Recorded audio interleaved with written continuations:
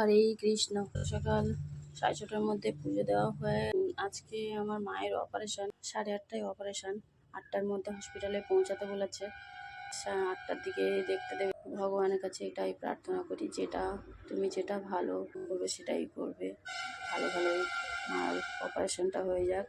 আর হর হর মহাদেবের কাছে এখান থেকেই আমাদের বাড়িতেও শিবলিঙ্গ, আমার মাই সব দেখাশুনো করে, মাই ভোলে বাবার সব কিছু করে, আমরা সবাই ভোলে বাবার চল।